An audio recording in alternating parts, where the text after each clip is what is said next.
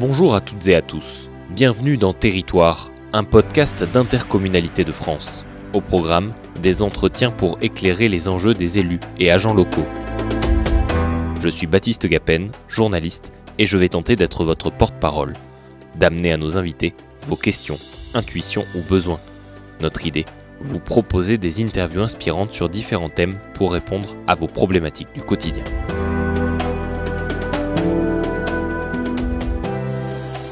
Aujourd'hui, pour notre 10e épisode, nous recevons Stéphane Baudry, fondateur et associé du cabinet Calia Conseil. Il travaille sur toutes les questions liées au déploiement de l'action publique et de la performance financière, et notamment sur la question qui nous intéresse pour cet épisode, le transfert des compétences eau et assainissement aux intercommunalités.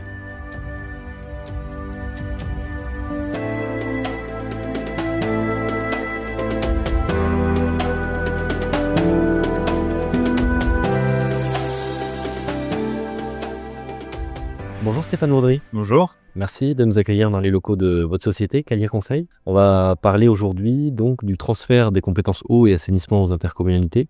C'est un sujet qu'on a beaucoup vu revenir dans l'actualité. On en est où? Pour l'instant, la loi s'applique toujours avec cette échéance du 1er janvier 2026. Et on peut se demander, en tout cas c'est mon point de vue, s'il est bien sérieux de mettre ça sous le tapis. De notre point de vue, comme cabinet accompagnant les collectivités territoriales, il y a, quoi qu'il en soit, un sujet de fond qui est le sujet de l'opportunité de cette prise de compétences à l'échelle communautaire dans un contexte où les contraintes que doivent gérer les gestionnaires des services d'eau et d'assainissement sont de plus en plus lourdes, que ce soit sur le plan environnemental, réglementaire, financier.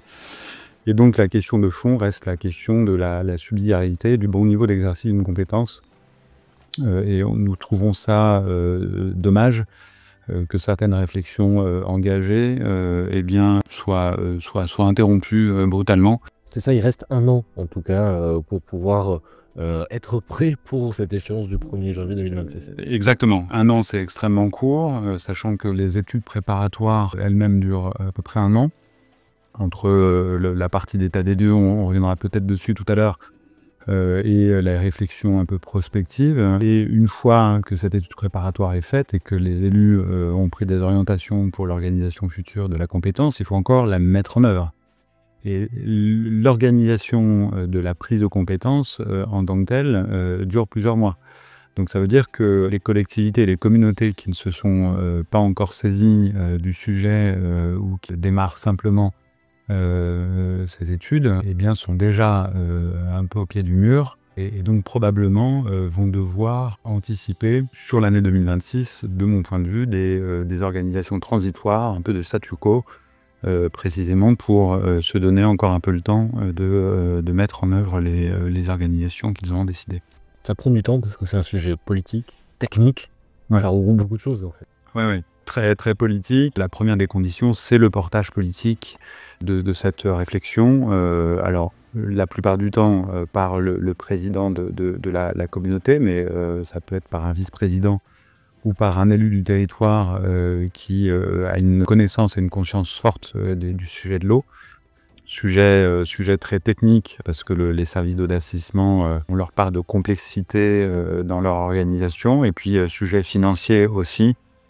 Parce qu'il y a derrière question qui parfois surplombe un peu tout le reste, et parfois un peu trop d'ailleurs, qui est la question du tarif, que les élus craignent beaucoup. Dans un contexte dorénavant acquis de réchauffement climatique, on sait que la question de l'eau va être une question absolument centrale pour l'aménagement de notre territoire et savoir si on peut développer ou tout simplement même maintenir des populations dans certains secteurs géographiques. Qu'est-ce qui fait qu'on se dit à un moment c'est mieux de faire remonter ces compétences-là à l'échelle intercommunale? C'est la question de la subsidiarité et la question de l'échelle d'exercice d'une compétence qui nécessite des moyens de plus en plus lourds, de plus en plus coûteux. Généralement, concernant les sujets d'unités de traitement, que ce soit des unités de production d'eau ou de traitement des eaux usées. Les normes sont de plus en plus fortes et contraignantes.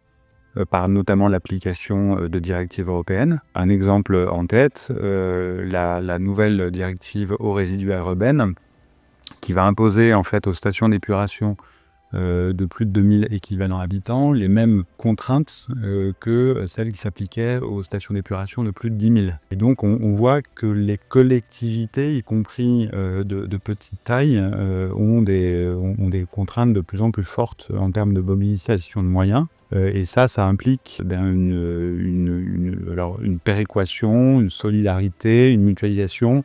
Ce sont des termes qui recoupent des réalités différentes. Quelles sont les questions à se poser quand on réfléchit à ce transfert de compétences? C'est d'abord la connaissance de son patrimoine, des questions assez basiques. C'est quoi mon service? Ça peut paraître assez étonnant, mais il y a beaucoup de collectivités qui aujourd'hui ne savent pas forcément de quoi est constitué leur service d'eau ou d'assainissement, parce que il n'y a pas de SIG sur le territoire qui permettrait de référencer précisément toutes les installations enterrées, qu'on ne connaît pas leur date de pose, leurs matériaux, etc. Donc c'est quoi le service précisément? Rien que ça peut être un gros travail, et je pense que dans l'ensemble des missions d'état des lieux, c'est de loin la plus fastidieuse. C'est qui cette gestion de la compétence? Donc qui sont les acteurs? Alors soit du côté des opérateurs, que ce soit opérateurs privés ou opérateurs publics, donc les régies, avec quels moyens, c'est pourquoi faire, c'est quelles sont les politiques qui sont conduites et les objectifs qui ont été assignés par les élus, sachant qu'on peut avoir des stratégies qui sont assez diversifiées sur un même territoire communautaire. Quand on fait remonter tout ça, on s'aperçoit que le territoire n'a pas forcément fait les mêmes choix à l'échelle d'une intercommunalité, par exemple, et c'est ça qu'il va falloir réussir à harmoniser et à voir comment on peut justement réussir ce transfert-là. L'harmonisation n'est pas un impératif immédiat. Ça, c'est un point important, parce que parmi les craintes formulées par les élus assez classiquement quand on étudie ce sujet avec eux, c'est de dire si la compétence est exercée à l'échelle communautaire, ça veut dire que tout le monde va être dans le même sac dès le premier jour de la prise de compétence, même prix, même niveau de service. Or, fort heureusement, et une partie de notre travail consiste à leur faire comprendre qu'il y a une méthode douce et surtout des cheminements et des trajectoires qui peuvent être spécifiques à chaque spécificité. Fort heureusement, on peut organiser pendant une phase relativement longue, qui peut être une phase de 10 à 15 ans, des phases de mise à niveau de services, de maintien d'une différenciation tarifaire à l'échelle communautaire, et ne pas passer brutalement d'une situation à une autre. Il s'agit de respecter la diversité des situations dont hériterait la communauté pour accompagner progressivement la mise à niveau du service. Ça, c'est une réalité. C'est qu'il n'y a pas de transfert de compétences sans rationalisation des moyens et sans mise à niveau. C'est bien ça l'objectif qui est poursuivi par le législateur quand il a contraint les structures gestionnaires d'eau à monter d'un cran dans l'exercice de ces compétences.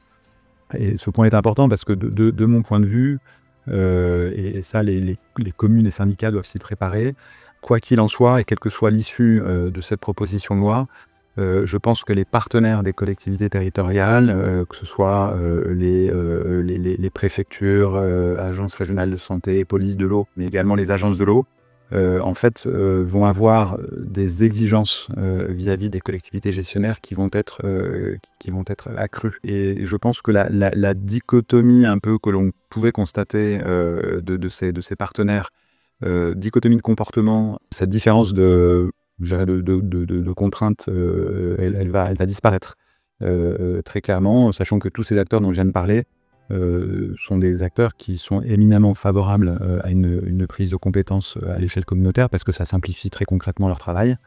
Et je crains, entre guillemets, qu'elle ne fasse pas tellement de cadeaux aux territoires qui auront décidé de garder la compétence à l'échelle très, très locale. Ça, c'est d'où on vient. Et finalement, les différents chemins que peuvent prendre les élus au moment de ce transfert-là, ce sont lesquels? Les grands scénarios, alors il y a la question, si je comprends bien la question posée, la question des tarifs, qui est de savoir, et globalement du financement de ces compétences, quelle est la part de solidarité que l'on souhaite avoir dans le financement à l'échelle communautaire, et quelle est la part de fléchage vers les usagers concernés par le service. Il peut y avoir une question de dosage entre cette solidarité et le financement fléché. Certains territoires décidant de maintenir plus longtemps possible une différenciation tarifaire, donc sans aucune solidarité entre communes, et d'autres voulant quand même jouer le jeu communautaire et introduisant de la solidarité qui peut s'exprimer sur des travaux d'intérêt communautaire, parce qu'on mettra en place de la sécurisation d'approvisionnement en eau, sachant que cette négociation, souvent, elle conduit à ouvrir d'autres dossiers. Très clairement, parce que les accords politiques, ils se font sur tout un tas de sujets qui parfois n'ont pas forcément de lien entre eux. Et ça, c'est une réalité qui est indéniable. Deuxième question, la question du niveau de service. On peut également avoir un arbitrage politique qui est celui, je dirais, de la priorisation des travaux, sachant que toutes les collectivités globalement font face à un mur des investissements dans le domaine de l'eau et de l'assainissement, mais est-ce qu'elles se contentent à l'échelle d'un mandat ou deux mandats de réaliser ce qui est absolument urgent en termes de sécurisation d'approvisionnement en eau, en termes de conformité des stations d'épuration, etc., et notamment pour pouvoir répondre aux contraintes réglementaires, ou est-ce qu'elles sont également dans une politique d'anticipation et notamment par une politique de renouvellement des réseaux extrêmement coûteuse, qui est la partie émergée de l'iceberg, la partie enterrée qu'on ne voit pas, qui potentiellement peut être indolore à l'échelle d'un mandat, mais qui quand le problème survient, peut être extrêmement douloureux pour un élu. Troisième grande question, la question du mode de gestion. C'est la centenale question du faire ou du faire faire, sachant que cette question-là, elle ne se traite pas du tout de manière manichéenne, comme certains le pensent, ou certains voudraient le faire croire. On peut tout à fait organiser une mixité des modes de gestion sur un territoire. Il est fréquent que sur un territoire, on ait à la fois des régies avec des moyens propres, que l'on ait des prestations de services ou des délégations de services publics. Évidemment, les contrats en cours sont des contrats qui se poursuivent avec la prise de compétences, avec un transfert automatique des contrats à la collectivité nouvellement compétente, et s'exécutent dans leurs termes jusqu'à l'échéance des contrats. Mais ensuite, la question va se poser au terme de ces contrats du mode de gestion qui va devoir s'organiser. Et là, les possibilités sont complètement ouvertes. C'est vrai que c'est un transfert qui, administrativement, va prendre du temps. Comment on le fait déjà? Et puis, quelles sont là aussi les bonnes pratiques qu'on peut mettre en place pour gagner du temps? C'est déjà assez simplement la documentation de l'exercice de ces compétences au assainissement. La plupart du temps, les informations, elles sont disséminées sur le territoire. Parfois, elles sont présentes sur des simples plans papier. Parfois, elles sont uniquement dans la tête de certaines personnes. Et donc, il y a un enjeu de documentation et de recueil d'un maximum d'informations sur toutes les dimensions de la gestion de ces services. Et là, on voit bien l'intérêt de cet exercice, je dirais, quelle que soit l'issue, une fois de plus, de cette obligation ou non de prise de compétences. Souvent, ces compétences reposent exclusivement sur des personnes. Et donc un véritable enjeu de continuité de service public quand on risque de perdre la connaissance de choses importantes quand le cantonnier un tel ou l'élu qui est à la fois sert de cantonnier, et parfois on a un vrai bénévolat, un dévouement de la part des élus pour ces services publics, risque de passer la main sans qu'il y ait de transmission. Et quand on documente ce que font les collectivités territoriales, on s'aperçoit souvent en fait, elles passent à côté d'un certain nombre d'obligations qui sont les leurs. Un exemple parmi d'autres, l'obligation des collectivités aujourd'hui de remplir le système d'information des services publics de l'eau et de l'assainissement, le SISPA, là géré par l'Office français de la biodiversité. Cette obligation, aujourd'hui, elle n'est pas assurée par les collectivités territoriales dans leur totalité, souvent par manque de moyens, de connaissances. On entend ces premiers blocages, est-ce qu'il y en a d'autres qui se posent progressivement quand on avance dans le transfert? Il y a un deuxième blocage important qui est la question de l'éloignement des centres des décisions et de la gestion de l'échelle communale et locale. Le maire a raison, c'est qu'il continuera à être le principal référent auprès de son administré, y compris s'il n'y a plus la compétence, et que c'est lui qu'on viendra embêter si jamais un service public ne fonctionne plus. Il y a dans la réflexion que l'on doit conduire avec les élus, dans cette phase préparatoire, toute une dimension sur la gouvernance du service public. C'est-à-dire qu'est-ce qui doit être maintenu à l'échelle communale. Alors non pas en termes de prise de décision, parce qu'une fois que la compétence est transférée, la décision revient au délégué communautaire, mais en tout cas, ce qui peut être maintenu à l'échelle communale en préparation des décisions et en relais local d'une politique publique. Et ça, cette dichotomie proximité, réactivité et mutualisation à l'échelle communautaire est un sujet compliqué. Sur la partie technique, du coup, comment on la prépare, comment on prépare le transfert de la partie technique, quelles sont les choses là aussi à imaginer avant, et puis comment ça se transfère?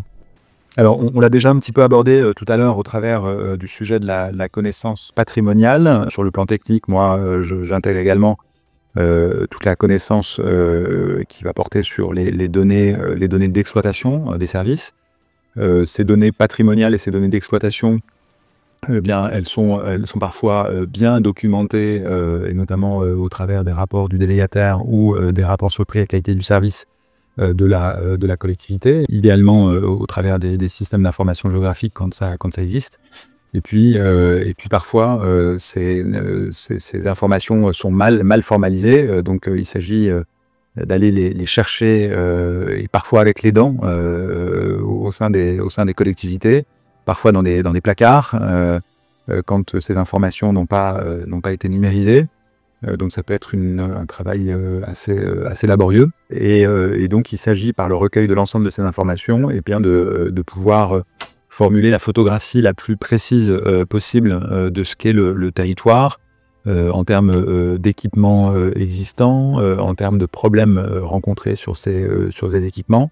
On a aujourd'hui un certain nombre d'indicateurs de suivi de performance des services d'eau d'assainissement, ceux du décret de 2007, qui sont maintenant des indicateurs que doivent produire obligatoirement les collectivités qui peuvent permettre d'avoir une lecture rapide de cette situation. Sur la partie technique, il y a aussi la partie humaine, toutes ces personnes qui œuvrent au quotidien sur ces questions d'eau et d'assainissement. Comment on fait pour que toute cette connaissance aussi, finalement cette connaissance technique, elle remonte? Ces personnes qui sont alors soit des exploitants quand on est sur un service en régie, soit des agents administratifs et techniques qui participent de la gestion du service. Ces personnes sont gérées d'un intérêt absolument crucial à double titre. D'abord parce que ce sont souvent évidemment les personnes sachantes, et donc il s'agit de recueillir leur connaissance du service, notamment quand cette connaissance n'est pas formalisée dans des documents disponibles. Et ce sont des personnes qui ont la sensibilité évidemment des problèmes rencontrés sur leur service d'eau d'assainissement, et peuvent avoir une lecture un peu prospective de ces services d'eau et d'assainissement. Ça, c'est le premier enjeu de ces personnes-là, donc qui sont une source de une source de connaissances importante. Et le deuxième enjeu, évidemment, c'est que ces personnes-là sont au cœur du transfert de compétences et vont être potentiellement concernées par le transfert de compétences. Et donc, il y a un enjeu RH. Et ces personnes-là, il s'agit assez tôt de leur expliquer quel rôle elles vont pouvoir tenir dans le cadre d'une prise de compétences communautaire. Je rappelle des règles assez simples. Soit ces personnes travaillent majoritairement pour le service d'assainissement et dans ce cas-là, il y a transfert de ce personnel, transfert automatique. Ou alors, c'est du personnel des personnes qui sont à temps partiel. Et dans ce cas-là, il peut y avoir discussion sur la nécessité de mettre à disposition une partie du temps de ces personnes-là, de la communauté, pour pouvoir continuer à exercer un certain nombre de missions. Donc il s'agit très tôt de les impliquer, ces personnes directement concernées, qui sont le personnel de ces services d'eau d'assainissement, de les impliquer dans le processus. Ouais. Dans tout ce processus-là, qui on met autour de la table, avec qui il faut organiser ce transfert de compétences? Les élus, en premier lieu, qui sont les premiers à convaincre de la nécessité de réaliser une étude complète et honnête de la situation. Ça peut faire des assemblées assez larges. Donc là, il y a un enjeu aussi d'animation d'un groupe d'élus qui peut comporter 20-30 personnes. C'est pas des réunions qu'on anime comme gérer une réunion technique avec 5 ou 6 personnes. Il est indispensable, en plus de les rencontrer, gérer en hémicycle large, de les rencontrer individuellement. Et de manière à ce qu'il puisse y avoir un temps d'échange libre avec ces élus sur les enjeux, les craintes, les attentes qu'il y a vis-à-vis de ce transfert de compétences. Ça, c'est assez.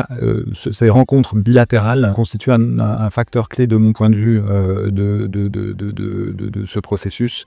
Quand on n'a pas compris, quelles étaient les postures, qu'on n'a pas désamorcé les sujets et qu'on n'a pas fait tout ce travail préparatoire avec chacun des élus en amont de ces réunions, on est souvent sur un exercice, un peu de style. Et alors la question peut se poser, pour revenir sur votre question, comment on organise avec qui? Ces rencontres bilatérales, il nous est souvent demandé de savoir si elles doivent s'organiser avec les représentants de la communauté ou pas. On arrive dans 4 situations sur 5 à la conclusion qu'il vaut mieux pas que la communauté participe à ces échanges bilatéraux, que les représentants de la communauté d'ailleurs soient un chargé de mission ou un élu, précisément pour que la parole de l'exécutif, maire local ou président de syndicat, soit la plus libre possible. Et c'est là tout le bénéfice d'une intervention extérieure, neutre. Donc ces rencontres, on les fait généralement seuls, et évidemment on va ensuite rendre compte de ces échanges avec chacun des élus, parfois d'ailleurs en anonymisant ce qui a pu nous être dit, parce qu'il ne s'agit pas dans l'exposé que l'on va faire ensuite de tout le verbatim des craintes, etc., de stigmatiser tel ou tel élu, mais c'est intéressant de savoir quelle est toute la palette de couleurs que l'on peut avoir sur un territoire au sein des élus. Merci Stéphane Meudry. Avec plaisir. C'est la fin de ce 10e épisode de notre podcast. Vous pouvez retrouver des liens pour compléter votre réflexion dans la description. Nous, on se retrouve bientôt pour un nouvel épisode de Territoire, le podcast d'Intercommunalité de France.